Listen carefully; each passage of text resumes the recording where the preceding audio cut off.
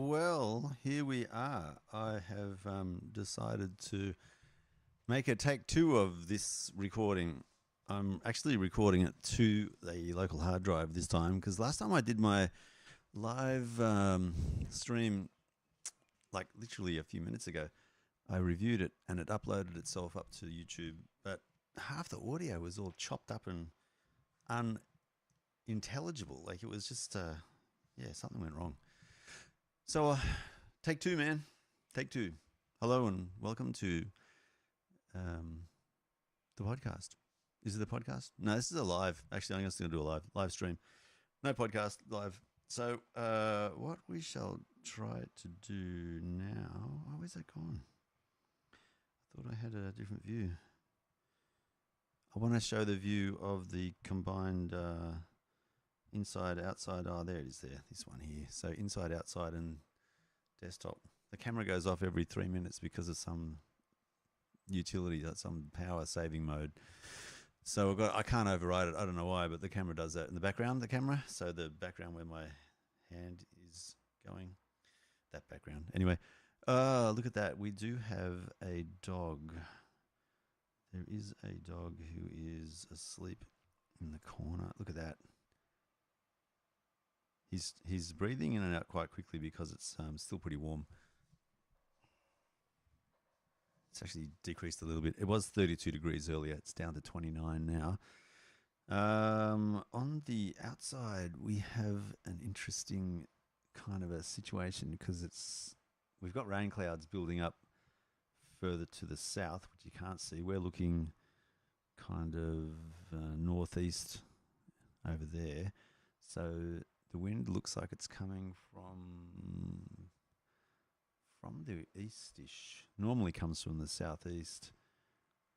So it's coming, I think, from the south now. Anyway, we're going to get rain later tonight. It's not a great day, but we need the rain, so it's good. So no problems there. And then what do we got going on? See, I've done this twice and I still a bit vague. Sorry about that. Just the way life is at the moment. So I got the day off and I had a visit from James earlier, which was cool. I got to show him a new addition to the Schack, which is an old piece of gear. It's a PV Studio Pro 112, the 112 signifying a 1 by 12 inch speaker. So it's a reasonably big speaker and a reasonably powerful amp, 65 watts. Not bad. It's a 200 watt consumption and 65 watts out. So there's like 135 watts being used with like the difference between 200 watts going in and then 65 going out. So 135 watts missing, just going loose in the amp somehow. I don't get that. Anyway, it sounds great. So it's probably noise and heat where the energy is being dissipated. I really like it. I paid $250 for it yesterday. And it's lovely. I'm going to do a separate video on that later for the Sound Guy channel. And anything I do on the other channels, I just put back on the Andrew Harris channel anyway, just to make sure I'm capturing as wide an audience as possible. Yep. So I have today off and tomorrow off. I've got to work on a Telecaster afterburner, EMG afterburner installation. I'm feeling a lot more confident about drilling or making a cavity. I'm actually putting a hole in the back of the guitar to put a battery case. I've got to make a template for that today. Then I can do the actual hole on the guitar tomorrow. And the guitar is a special guitar because it's actually a genuine Fender Telecaster with a beautiful sunburst color pattern. It's this kind of golden brown color sunburst and then turning into black around the edges. Looks great. And the other thing is it's my brother's guitar, so I've got to be super careful with it. I don't want to do any damage to this that is not unwanted damage. The damage I'm doing is putting in the 9-volt battery. It's interesting. I was just reading about some people and their opinions about where to put things on guitars. And being an electric guitar, the music coming out of it is generated from electromagnetic kind of electricity. So you've got a piece of wire and a magnet. The magnet's fixed. The wire vibrates. The vibration of the wire across the magnet is the thing that generates electricity that you can then use as an input signal into an amp to get the sound out of. And it's really funny that one of the comments I saw on someone modifying their guitar to put a 9-volt battery into a cavity in an electric guitar was saying, "You've ruined the tone. You've ruined the tone. This won't sound the same anymore." All that resonance in the wood. He's not understanding that the sound is coming from the pickup. It's got nothing to do with the wood. Like electricity and wood, they don't mix. The guitar shape is literally there as a chassis to hold things together. It's got nothing to do with the tone. The only thing it's going to be messing up a little bit maybe is the sustain. But a block of wood coming out of a larger piece of wood is going to do minimal impact or have minimal impact on sustain. So, yeah, it's just really interesting that people's opinions and ideas sometimes, oftentimes, have got nothing to do with reality. Yeah, it's very interesting. I'm going to build a template so that I can cut the hole out properly. I bought myself a router. There's a whole lot of technology and understanding behind using a router. There's videos online ad infinitum there that you can watch about that. But I'm going to be super careful, and do a really good job. I've done it once before on my Telecaster, my Squire copy. I put a battery holder in that, but the cavity was already there, so it wasn't quite the same. I had to use a nibbler to get a hole cut in the pick guard, so that was the most technical part, and I've done a good job on it. It looks really good. I like it. So I'll show you. I'll show you. Why not?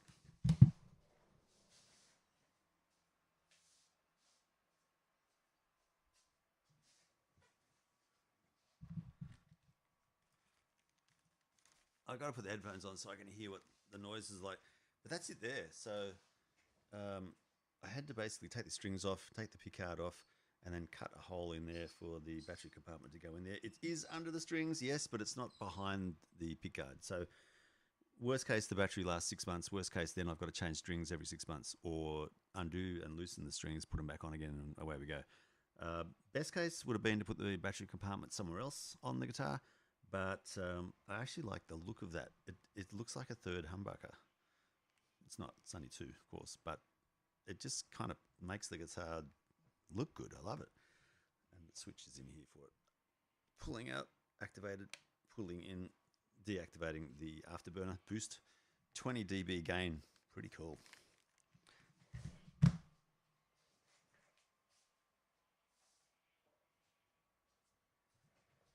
I should have set up my mobile camera, but I thought this is the second take. I don't want to do all of that stuff again. I should, but I couldn't be bothered. I've got to be honest. These are quick and dirty Tuesdays after all, so we're going to do it quick and dirty. I've got another video to upload soon. I went out and did some photographic yesterday. I think it might have been Sunday. On Sunday when I used this camera here, the Canon EOS M6 Mark II. It's my photographic camera primarily, but I do use it for video as well. It does do a semi 4K, but it's mostly because it does a really good job at taking photos. I just love using it to take photos as well as video, but it's really versatile. Very cool little camera. And the best part is I've got the adapter for that to turn the EFM mount into an EF and EFS mount, so that I've got access to pretty much all of the Canon range lenses. There's probably no point in getting an what's the new mount for the R? I guess it's the R mount. Don't even know. So the new Canon mirrorless cameras, which came after the M series, is kind of disappointing, because the form factor of the EOS M it's so small. I just love it. I don't like those big, heavy, bulky EOS R, the EOS range cameras. They're the SLRs, etc. They're quite bulky, quite large. I can hear a bit of thunder in the background there. I've got my windows on my car down, so I'm going to call this to an early close so I can wind the windows up before the rain comes. In fact, let's have a look to see on the Bureau of Meteorology website. I'll show you what I'm doing. And we can see just how much rain is coming. Oh, I've got to go over here. So satellite images. Oops. Let's not do that. Let's go rain. Rain radars. We can choose Sydney. Oh, okay. So that's 128 kilometre radius, 64, bringing it closer to home. We are there. So we're right on the edge of a bit of activity there. So 256 gives us a wider view. We are where that dot is right there. Can you see it? So there's a bit of storm activity hovering around us, and we're going to get, we'll probably not get too much, but it looks like we get a little bit there. So I think I'd better get myself out of here. So, quick and dirty Tuesday. What do we say? Not working today, not working tomorrow. Working on the Telecaster battery compartment tonight, tomorrow. I'll finish that. Then I'll do some videos on the PV Studio Pro 112, which is the little brother to the PV Bandit 112, which has got a fantastic reputation. Check out online the PV Bandit 112. There's a guy called Shane in Melbourne. He did reviews, or does reviews on this amp, comparing it to other amps, and it's one of the consistent ones that he really likes. And he's a semi-professional muso, more probably a YouTuber and doing music as a hobby, which is interesting. That's a really cool take on doing that. I would have thought would have been the reverse. A pro musician doing YouTube as a hobby, but no, he's got YouTube, I think, as the primary source of his income now. Maybe, I don't know. Anyway, that's what he's done. He's done a couple of reviews on that amp and the bigger brother, the Bandit 112. They've got a really good reputation. Yeah, it is an older one, so that's what I'm surprised at, is that the newer amps are probably not as good as the older amps. There you go. I said it. Yep, I'll stick to it. So guitars, I'm getting back into guitars in a big way. So I'll go through my rig, but just playing around with Loopy Pro on an iPad, hooking in Boss pedals, amps, and guitar amp effect simulators. Yep. To have Loopy Pro be the like the heart of the whole system that everything revolves around. So it integrates and coordinates Bluetooth devices for MIDI, as well as doing the audio unit kind of amp guitar effects units. So everything is going through Loopy Pro, which is really cool. Loopy Pro is developed by a guy here in Australia as well, and it's going around the world as being a really, really popular way to do loops and make music, basically. Yeah, it's really cool.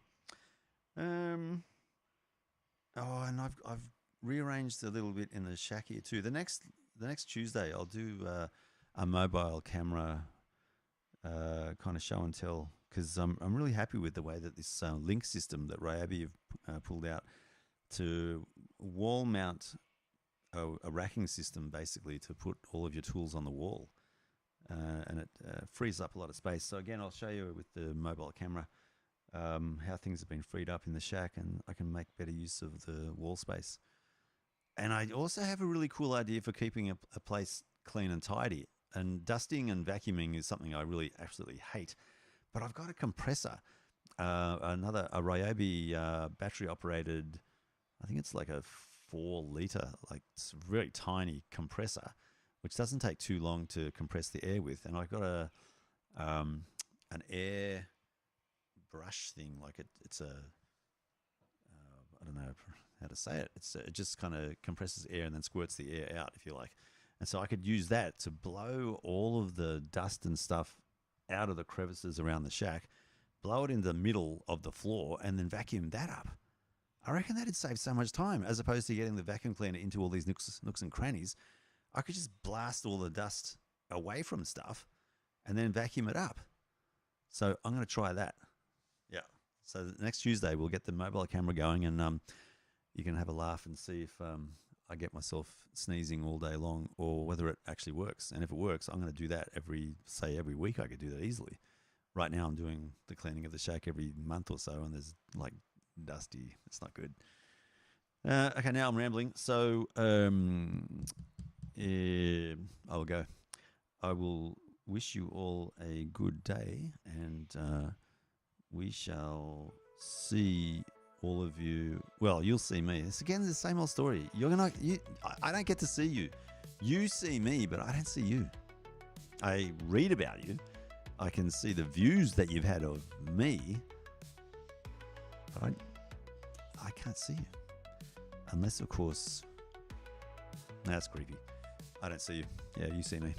You'll see me next Tuesday.